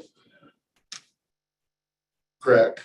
I mean, I've done it. It's I've just not personally quite done as it. efficient when you're tearing. I know, but I've tearing up personally new done it. things to- It's not as efficient because you have more of a chance for not getting your you might have an issue with one of the joints. Not more efficient. Dawn, my question for you is why are you wanting to step back and do it differently than trying to continue to find a master developer? Because that has been our goal for a while now, is to try to find someone who can come in and do it all. So why are we changing that now? Well, this is our second run at a master developer. And the first one didn't, actually, the first one got 0. Then Yeah. Untitled came on afterwards and did that portion of it. Right. And probably the reason that they didn't submit on master developer was because they didn't want all of it. They just wanted to do the parts that they wanted to do. Okay. And there's some reasons behind that as far as they have their own reasons. What really derailed was the messages the developer was getting. It's not okay to have everything being constructed right now is pretty much all rental product. Between hotels and these buildings, all those buildings are either commercial space or apartments. You're thinking a solution to that would be breaking it up to try to make everyone happy. Is to create, try to attract an anchor tenant. We can still go, a master developer could come back and say, I'd love the rest of it and take it all from there. Okay. That would be a possibility as well, but just try to keep some momentum going so that we don't get stalled and try to create some tax growth with investment and just show something new down here. This is most importantly. So will we be, I'm not opposed to that, but are we gonna go ahead and go forward with looking at a contractor to start doing some of the infrastructure work? So it is ready? It'll be ready for bid like next month. That's 95, it's almost 100%. Yeah, Ready to go. yeah. Cool. So we have a planning meeting coming up where we are gonna discuss this further with, everyone that we had on the committee. So are we gonna go into that meeting and change gears again, or, I mean, Do we need that committee? Yeah, it was kind of their Do we idea really though. need that committee? that's a good question. It was Well, We what did invite them happened, though. what happened is So- that Kim saw that committee respond and walked. Do we need that? But they We- had some, we could do- they had some valid points, so I do believe that there should be some type of ownership. If a person's not willing to at least fluctuate on one of the buildings and maybe one of the nicest buildings and say, okay, I'll sell units, they're gonna be expensive because it's gonna be expensive to build and I'm gonna hit that profit margin that is marketable. And I think that's absolutely, and this is not gonna be most of St. Helens, but it will be a certain percentage that is able to buy that down here. There is a percentage of people like my chiropractor who can afford and who wanna live down here. Yeah. I think I think that was a valid point. I thought that was a valid point by what they brought up. And giving it all to one person to sit on and do whatever, I think John's idea of parcelization, competing, Tocola even said I would bid on 2 of them. They wanted 2 parcels of, I think we had 6 is it 6 total or is it 8? I think how big they are, yeah. 6 or 8, and yeah, and that's right, maybe the hotel is 2 parcels. I would really like to see that committee be a department head and a chairman, no, a department head and a chairman for, in terms of planning commission. Maybe another, possibly a chairman and a vice chairman, a planning commission and the department head. And the same with public works.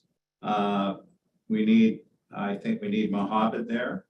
And other than that, it gets convoluted. And, That's what it and was. yeah, That's everyone, what it was, exactly though. what John and I talked about. everyone wants this, and then that's what Kim is listening to. He's listening to these some outspoken kinds of comments that were going on. He just goes, I don't know if I can deal with this. And so I mean, him and his family, I can see that. They're going, whoa, is this the right fit for us? I think what John's recommending is what we're all talking about. though. Exactly. And it keeps it open with everything that was discussed at that meeting, even, it still leaves it open for that. Exactly. Yep. I mean, ultimately, it's the council's decision, and that's what we have to. Yes, And, yes. and we have actually architectural designs and stuff that will be, not to critique, it's not up to us to like, say you need a parking garage with post in it or something. Posts and that are gonna hit the door. There was discussion one time, stuff that doesn't meet our code that we should not be critiquing. Yeah, and you saw what happened with people who walked in here and bought Armstrong. The council stood up, welcomed them with arms, said, congratulations, thank you for being here, we're Dan said- welcoming you. Yeah. Okay, see, Dan- that isn't happening with someone who has all these millions of dollars who wants to spend here. We need that kind of thing rather than questioning what their motives are.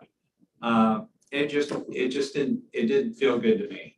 At all. Well, I will speak because I kind of felt the way that probably that you're referring to the other people that, it just felt to me at that point in time, like they would follow through, but why would we want to just let one person control basically city purchased property and have no outside investment be able to either buy, because they wanted it all. Yeah. All.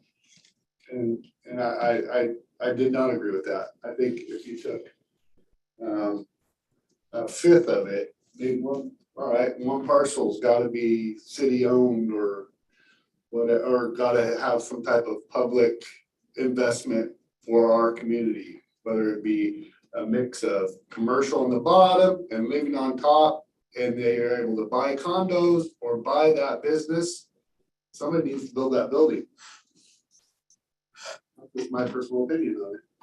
I I hate to say anything negative about people trying to come together, leaders of the city and, you know, and do something because the waterfront is a big project and it's gonna affect all of our lives and our kids' lives and everyone, you know, so it is a big deal. So I like the idea of having that open dialogue with them, but I will say it was unproductive. It was very hard to get to the same message. And so I think I would agree. Yeah, when you get up to that I would that's level, agree. a problem I would to get agree something with that done many and to people that- send the correct message to developers that we wanna send, which is that, you know, why not St. Helens? So, but if we start doing this infrastructure, it's gonna change everything, you guys, so let's kind of regroup. Like John was saying, maybe advertise out there for that little parcel. I'd be open to that, see what you get. And we're putting the infrastructure in at the same time, and once that happens, a lot of people are gonna change, their tunes are gonna change it. Maybe even Roy Kim and maybe even Atkinstein and Tokala are three different owners down here. oh, I, without a doubt. I wouldn't be surprised. Tokla And wants to put their if they hotel if they in. wanna miss out on something that's gonna be spectacular, their loss. Because somebody will show up, I can guarantee you, once it's in place. If you build it, they will come. All right, Dawn, You put hear your that? hook in the water. See what you get back. I'm already making. Have you? You already put your hook in the water? Always We didn't more. put bait on it yet. One of the things we better realize, we don't have the IQ to build a big single thought. We do not even have a master plan. And parcel or whatever, until we get a good master plan of what we want to go down here. Putting little pieces in that I like, you like, whoever, doesn't work. We need a master plan for this whole area. We do, it's right there. No, that's not it. That's a piece. That's not That's a it. piece. That's not it. Unfortunately, Kim showed you that's a piece. Wait, that's a piece? That's a piece. That's the whole waterfront from. That, City Hall. no, that man came with $200 million in his pocket and the ability to get with a phone call another 200 million. And that isn't a thing. There's no reason to get all excited, but that is the whole entire waterfront right there. That is not the whole master plan for the city. That's a piece of it. That's an important piece of it, yes. But that's not the whole thing. And unless we think of the whole thing, forget it. There's different committees that we've all sat in on that. I know, and I disagree with it. I mean, I think the rest of us have had an opportunity to speak. Yes, go ahead. But that I think that, no, and I have that, I think Councilor Topaz should have that opportunity, even if we may not. Agree with you, I know. Agreed, I think we should allow Councilor Topaz to speak uninterrupted as we have. I'm done. We really need a master plan which covers more than this. I mean, and it's a 20-year project. When you realize some of the permits are gonna take us 5 years to get, because we're gonna have to deal with the city, the state, and the federal government. We gotta get a little bit heavyweight, and we, as a city, we don't have the brain power to do that big a project. Okay, so, first of all, I don't like your comment there at the end. The brain power of our staff and us personally, I'm very offended by it. Second of all, we vetted these engineers that are engineers, are not just, medical engineers, which is what you have. No, it's mechanical. Remember, mechanical. Keep it straight. Not a civil. We have vetted them, we have selected the OTAC as one of three. We have worked with a committee of not only our staff, but counselors and Dan Carey, planning commissioner on our boardwalk side of things, especially because his familiarity with the permitting for waters, and you have sat in on that and have heard that discussion. And now you're saying, what I hear you saying is that we don't have the brains to do anything. I didn't say anything. I said this type of That's project. exactly what you just No, I said. said and this am type very of offended project. by it. And so I don't mind allowing Counselor Topaz to May I speak. keep talking, or are you gonna point in and change what I Again, say? I'm speaking now, and so now he's saying that he has the floor, and I'm the mayor. Counselor Berkeley, I am the mayor. No, I'm just saying, but you see this disruption here? What I deal with all the time, and I was speaking. Now, I do not appreciate you calling all of us no-brain people, because that's exactly what you said.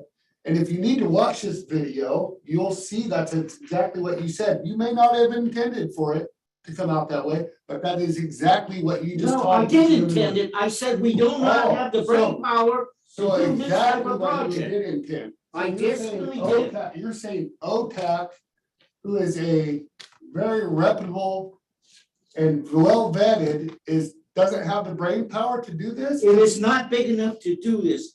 They did not come in with money in their pocket to do it. Kim So, came in. and you wonder why we're not attractive. And you all wonder why we're not attractive, because you are telling people that you're smarter than everybody. I didn't say I was You smarter. have said it plenty of times. No, I'm in part this of meeting. us. You have said this plenty of times in this meeting. Well, many times I'm definitely smarter than you. What I'm saying is to do this type of project, the type of manager we need, we don't have Counselor, anybody we can afford. We're gonna need can a we manager disagree that's, this week? may I finish? Can we just? May I'm gonna finish. No, That's what I like. I'm going to move on. We're gonna agree to disagree. I thank you for pointing out the Counselor, thing. thank you. I'm gonna go ahead and let John finish his report so we can get on with our meeting. Okay. One of harmony. So 13 night starts tomorrow. It's gonna be great. It will be. It's supposed to be decent weather. And record vendors, there's really, Curtis Delgado, right? So God, Yes. but the amount of vendors this year is it's the most ever. incredible, but that's a good sign of things to come. But also I've been working with a group, and there's 3 communities in the state of Oregon that are doing this, and we would be the 4th, and it's a partnership with the Ford Family Foundation. It's called Grow Oregon, or it's Growing Rural Oregon. It's a program that provides resources to our community that we're working with local entrepreneurs. It's specifically, we could either use those internally, use the funding that they would provide for a period of 3 years, or support that effort through another third-party agency, whether it's Main Street, whether it's CSAT, to do, work with local entrepreneurs and serve their needs, and there's, the board has some resources with that, so it's a 3-year, $25,000 commitment. It sounds literally to talk. Rachel and I have been kind of nailing that one down, so that would provide some resources to our community. That's the thing. Yeah. I guess my last comment is just more in the lens of, we seem to be heading into a kind of recessionary phase, and those are usually, there's kind of best practices for working through these types of cycles, and just a lens to filter through.